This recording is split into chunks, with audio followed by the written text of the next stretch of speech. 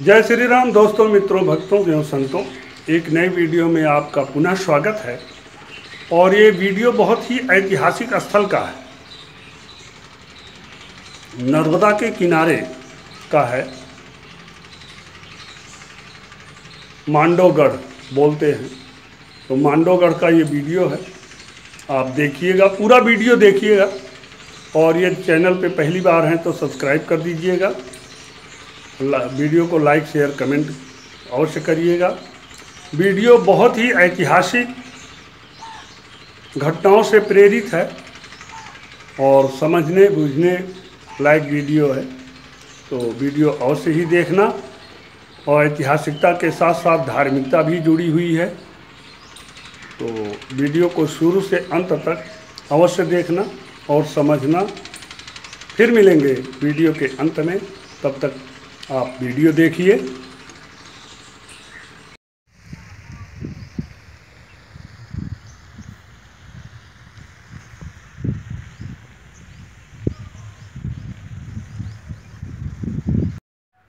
रेवाकुंड से पहले ये वातावरण बहुत ही ग्रीन, बाग बगीचों से भरा।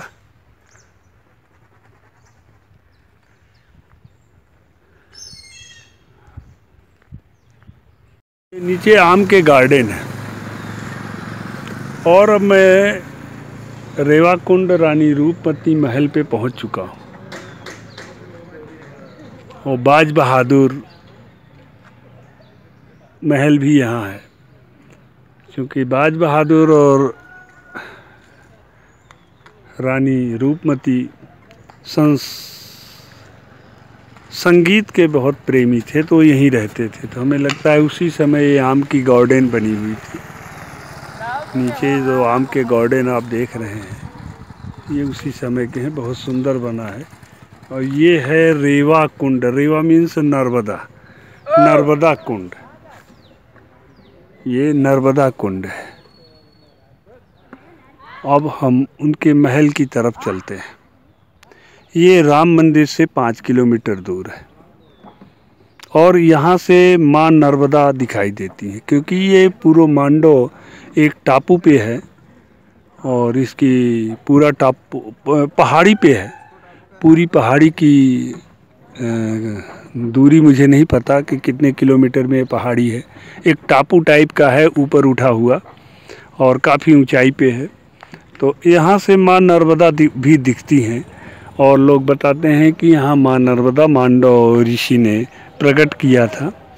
तो ये है उसी के नाम से, वो फिर इसे रेवा कुंड बोलते हैं। माँ नर्मदा का एक नाम रेवा भी है। तो हम यहाँ खड़े हैं, ये रेवा कुंड है सामने। और यहाँ बाज बहादुर और रूपमती रहते थे। रूपमती की शादी नहीं हुई थी, लेकिन उनको रानी रूपमती बोलते हैं, जो भी हो। और बाज बहादुर और रूपमती संगीत के प्रेमी थे। और रूपमती की कुछ ऐसी तपस्या थी कि वो माँ नर्मदा को देखे बगैर जल नहीं पीती थी। प्राचीन कुछ ऐसी माताएं बहनें, देवियों और पुरुषों की हिंदू में ऐसी मान्यता है कि वो सूर्य को देखे, चांद को देखे या नर्मदा को देखे बिना जल नहीं ग्रहण करते थे। तो रूपमती का ये संकल्प था कि वो नर्मदा को बगैर देखे जल नहीं ग्रहण करती थी। तो यहाँ इससे आगे रूपमती का महल है, जहाँ से माँ नर्मदा की धारा दिखती है। और मांडव ऋषि जब यहाँ तपस्या करते थे, तो ये यहाँ मांडव ऋषि ने माता जी को प्रकट किया था अपने संकल्प से। जिस तरह से आपने देखा कि भरूच में भृगु ऋषि ने संकल्प से माँ नर्मदा की धारा बदल दी, और आज तक 200 किलोमीटर माँ नर्मदा अंकलेश्वर तट छोड़ के भरूच के तट से ही बहती है। तो इन ऋषियों में तो इतना तप होता था भाई, आप प्रत्यक्ष जाके भरूच में देख सकते हैं। वो भृगु ऋषि का किया हुआ है, क्योंकि पहले नर्मदा अंकलेश्वर तट से बहती थी। अब जो है भरूच ऋषि के तपस्या और के कारण उन्होंने माँ नर्मदा को भरूच की तरफ से बहने को मजबूर कर दिया या संकल्प कर दिया या जो भी कर दिया, आज भी उसी तरह से बहती है। तो मार्कंडेय ऋषि जी ने अपने संकल्प से यहाँ रेवा कुंड में, इस कुंड में माँ नर्मदा को प्रकट किया और आज भी माँ नर्मदा यहाँ जीवित हैं इस मान्यता में। तो यही रूपमती जो है और बाज बहादुर रह के संगीत का अभ्यास करते थे, क्योंकि वो संगीत के प्रेमी थे। और ये टूरिस्ट लोग आए हैं, इनको लोग गाइड कर रहे हैं। अब हम बाज बहादुर महल का, बाज बहादुर यहाँ रहते थे। महल क्या है, ये इनका रूम है। बाज बहादुर यहाँ के सेनापति थे, जो भी हो। तो ये इनका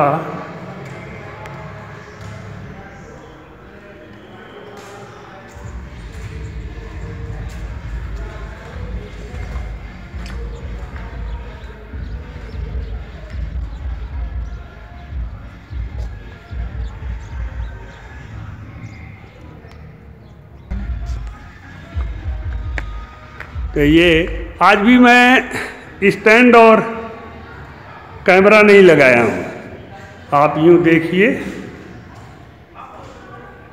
तो ये महल है, राजे रजवाड़े अपने ढंग से बनाते थे। ये जलकुंड है, बाथिंग टैंक, लेकिन हम्पी जैसा बाथिंग टैंक नहीं है, वहाँ इतना सिस्टम से था। अब इसमें पानी के आने की व्यवस्था वो है ऊपर से नाली से, और हमें लगता है बरसात का ही जल आता था, और इधर से निकलने की व्यवस्था है। और ये पूरा पोर्शन है, और इससे आप देखिए इनका गार्डन, ये गार्डन रहा होगा, श्योर है, निश्चित है, क्योंकि यहाँ आम के बाग लगे हुए हैं, बगीचे, और ये थोड़ा प्लेन का किया गया है। तो ये गार्डन ही रहा होगा। ये आप देखिए, यहाँ से इस झरोखे से दिखता है। ये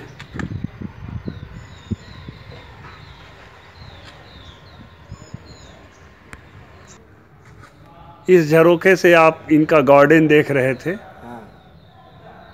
सूरज,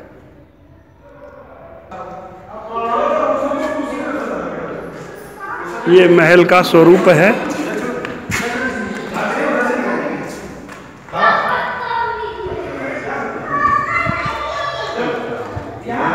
और ये दूसरा आंगन। एक खास बात है, यहाँ रूम में कहीं गेट नहीं लगा है। ये गार्डन, यहाँ किसी भी रूम में गेट नहीं लगा है, और रूम केवल किनारे पे हैं। आप देखिए, सब बरामदे बने हैं। ये किनारे रूम है, इस किनारे रूम है, लेकिन गेट कहीं नहीं है। ये है एक रूम, एक ये रूम, और ये गार्डन है। वापस दिख जाता सब। तो टेकरी है, नहीं चढ़ने की ये सीढ़ी लगी हुई है। हमें समझा रहे हैं, ये जो आप पिलर देख रहे हो, ये माँ नर्मदा से डायरेक्ट वाटर सप्लाई सिस्टम था इनका, और उस बाथिंग टैंक में इनका पानी जाता था। क्यों दिनेश जी? हाँ जी, माँ रेवा मैया का पानी वाटर सेट से इस रेट से पानी जाता था। और वहाँ पे एक बावड़ी बनी हुई छोटी, ठीक, उसमें इकट्ठा करते थे, उसके द्वारा रेट के द्वारा पानी उसमें जाता था, और वहाँ से ही पानी उपयोग करते थे, घोड़े बंधे रहते थे। कहने का अर्थ इनका ये है कि जो अभी आपने आंगन में वॉशिंग टैंक देखा, या वहाँ इनके घोड़े रहते थे, जो भी उस अंदर के पानी के प्रयोग के लिए यहाँ से इतनी ऊंचाई से इन्होंने पानी लिया था, बाहर से पानी आता था इनका। तो अब हम रूपमती महल की तरफ चल रहे हैं। आपने बाज बहादुर का महल देखा, ये दोनों संगीत के प्रेमी थे और अपने संगीत की प्रैक्टिस यहाँ करते थे। अब ये रानी रूपमती महल हम पहुँच गए। ये ऊपर जो आप देख रहे हैं, ये रानी रूपमती महल है। अब ऊपर चढ़ के ही मैं लेता हूँ वीडियो। कौन सा अभी जो बोल रहे थे? परमार एक राजा मिनट दोबारा। 10वीं सेंचुरी में परमार राजा भोज ने मांडू की इमली की जो स्थापना की थी यहाँ पे, जो पहले के ज़माने में राजा महाराजा के समय में प्यास बुझाने के लिए यूज़ किया जाता था उसको। अब आप देखिए, ये यहाँ का गाइड है। मैं कल ही बोल रहा था कि परमार वंश और जो है शिवाजी के वंशज मराठी दोनों यहाँ पे शासन किए थे और उनके इतिहास को दबाया जा रहा है। यहाँ परमार वंश और शिवाजी के मराठा शासक भी यहाँ आए थे और आप जितने भी बोर्ड पढ़ रहे हैं वो सभी बोर्डों में आपने देखा होगा मुस्लिम शासक का ही नाम आ रहा है। तो ये हिंदू शासकों की पूरे हिस्ट्री को यहाँ दबाया जा रहा है। इसलिए मैं इस बच्चे का स्टेटमेंट लिया, वो गाइड वाला जो गया, और इस बात को मैं उठा रहा हूँ। मैंने कल से ही चर्चा में छेड़ दिया ऑफिशियली, और ये बात आप लोग भी ट्वीट करके उठाइए।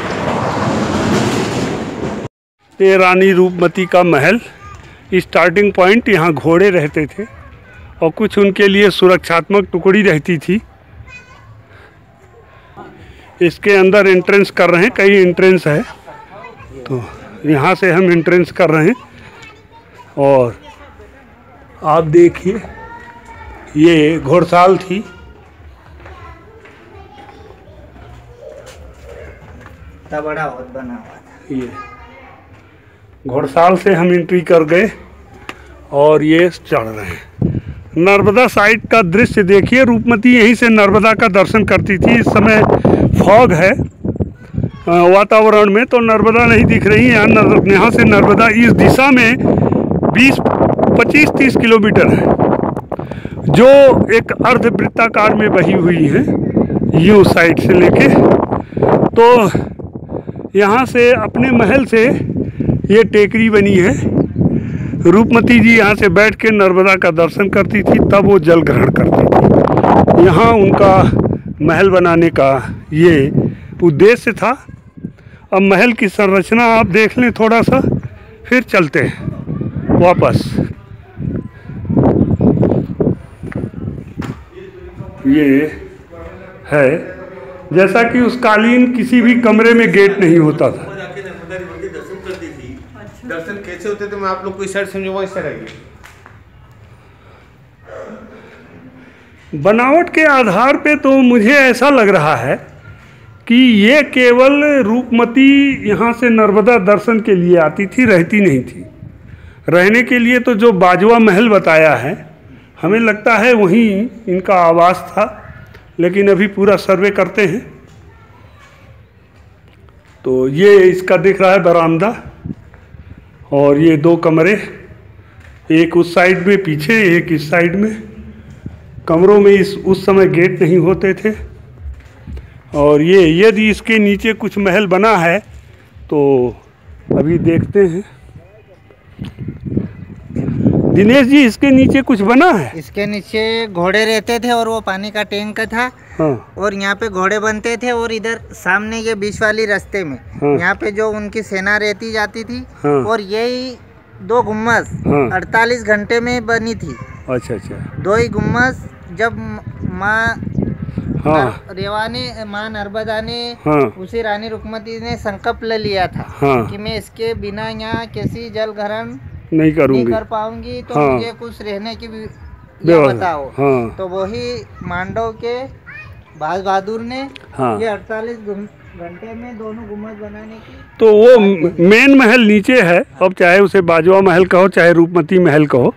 और एक पॉइंट, इसको वर्तमान में रूपमती महल कहते हैं, लेकिन इसमें रहने का तो कोई ऐसी व्यवस्था मुझे दिख नहीं रही है। तो मुझे लगता है रानी जी यहाँ उनके घुड़साल और ये सब सुरक्षा कवच के रूप में सेना रहती थी, और यहाँ आती थी वो नर्मदा दर्शन करने, और रहती वो नीचे उस महल में जिसको बाजवा महल इस समय कहा जाता है। तो जो भी हो, जैसा भी हो, वर्तमान परिस्थिति में आ जाओ, वर्तमान परिस्थिति में इसको रूप महल ही कहते हैं। वो और रानी रूपमती रहती थी, लेकिन रहने जैसा कोई आवासीय इस प्रांगण में ऐसा सिस्टम दिख नहीं रहा है। रहने का तो नीचे ही वो बाजवा महल में ही दिख रहा है, जिसको बाजवा महल बोलते हैं।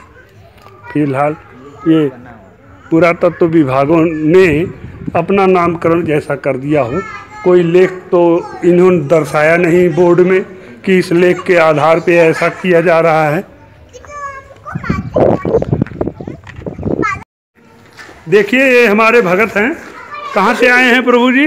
इंदौर से। ये इंदौर से पधारे हुए हैं। इंदौर में मालवीय नगर में हमारा आश्रम भी है, गुरु स्थान। तो आप यानी यहाँ दर्शन किया, और दर्शन करके आपने यहाँ के विषय में क्या समझे? आप अपनी फीलिंग बताइए। यही राजा महाराजाओं के बारे में आपसे जानकारी मिली है, जो हमें अंदर से लग रहा है कि सही है, और देख के भी चित्र वगैरह और महल देख के लग रहा है कि आप जो बता रहे हो बिल्कुल सही है। अरे जैसा कि मैंने बताया कि राजा भोज के समय परमार वंश के राजाओं का ये सैनिक टुकड़ी का अड्डा था। तो ये आप देखिए जहाँ आप घूम रहे हैं, जिसको रूपमती महल बोलते हैं, इसको ये कोई आवासीय परिसर नहीं लग रहा है। ये यहाँ घुड़साल रखी जाती थी। यहाँ के लोकल लोग भी मुझे बताए, अभी वो दिनेश नाम का बच्चा मुझे बताया, और भी गाइड भी बताए। और ये आप देख रहे हैं, ये घुड़साल पोर्शन था। यहाँ से रूपमती नर्मदा का दर्शन करने आती थी। तो ये परमार वंश के राजाओं के द्वारा ही निर्मित मुझे लग रहा है, ना कि किसी मुस्लिम शासक के द्वारा। हाँ, ऊपर जो छतरी बनाई गई है उस पर चढ़ के रूपमती दर्शन करती थी, उसको बाज बहादुर ने बनाया है। और बता दूं, बाज बहादुर कोई हिंदू शासक नहीं था। नाम की टाइटल से तो हिंदू लग रहा है, लेकिन बाज बहादुर का असली नाम, ये उसकी वीरता को देखते हुए उसको बाज बहादुर टाइटल दी गई थी। बाकी वो एक मुस्लिम शासक था। उसका ओरिजिनल नाम कुछ गयासुद्दीन ऐसे कुछ करके है। और ये क्या चीज़ है? तो ये आप देख रहे हैं, ये घुड़साल पोर्शन थी। इसकी तो सैनिक टुकड़ी यहाँ रखी जाती बेचते हैं और सुखा के तो इसका कहीं बनता है। और पहले परमार शासकों ने भोज के पहले इसको सैनिक टुकड़ी के रूप में प्रयोग किया था। और यहाँ से दृश्य बहुत सुंदर दिख रहा है। मैं मांडवगढ़ में हूँ, और मांडवगढ़ में जब आप भ्रमण करेंगे तो यहाँ जो पुरातत्व विभाग ने बोर्ड लगाए हैं, वो केवल इस बात को ध्यान में लगाया जा रहा है कि 14वीं शताब्दी से यहाँ मुसलमान शासकों द्वारा निर्माण शुरू किया गया और 15वीं शताब्दी तक संपूर्ण किया गया मुस्लिम शासकों द्वारा ही। जबकि इसके पहले ये परमार वंश के राजाओं द्वारा यहाँ स्थापित सारी बिल्डिंगें हैं, और उन्हीं बिल्डिंगों को, और भोज ने यहाँ आवासीय परिसर का निर्माण किया। जितना आपने देखा है वो सब भोज का निर्माण है। और भोज के पहले उनके वंशजों का निर्माण है, परमार वंश के वंशजों का। और यहाँ पे मराठा भी आए थे विजय करने, और उसका इतिहास मुझे नहीं पता कि वो विजय कर पाए, यहाँ शासन स्थापित किए या नहीं किए, जो भी हो। फिर उसके बाद मुस्लिम शासक जो है इस पे मालवा पे कब्जा किए, और मुस्लिम शासक द्वारा फिर इसे मॉडिफाई किया गया। परंतु पुरातत्व विभाग इसे परमार वंश और मराठा वंश के इतिहास और उनके निर्माण को नहीं शो कर रहा है, जबकि वो सारी बिल्डिंगें इन्हीं के द्वारा बनाई गई हैं और मुसलमान शासकों द्वारा उसे मॉडिफाई किया गया है। कहीं मज़ार स्थापित कर दिया गया है और कहीं मस्जिद का स्वरूप दे दिया गया है, जबकि प्रमाणित तौर पे वो मस्जिद सिद्ध नहीं होती। फिर भी कम से कम ये इतिहास को सही ढंग से पुरातत्व विभाग को शो करना चाहिए कि फला शासक द्वारा ये निर्मित है और मुस्लिम पीरियड में इसका ये स्वरूप रहा है और राजपूत काल में इसका ये स्वरूप रहा है। और पूरा विवरण बिल्डिंग का होना चाहिए, लेकिन विवरण यहाँ नहीं लिखा। जबकि हम्पी किष्किंधा में आप जाएंगे तो बिल्डिंग के एक एक पोल, एक एक नक्काशी और एक एक विंडो का विवरण लिखा हुआ है, परंतु यहाँ ऐसा नहीं किया जा रहा है और मैं समझ नहीं पाता कि ऐसा क्यों, जबकि होना चाहिए। तो फिर मिलेंगे अब अगले वीडियो में। तब तक के लिए जय श्री राम दोस्तों, मित्रों, भक्तों एवं संतों। खाते पीते खेलते कूदते मस्त रहिए।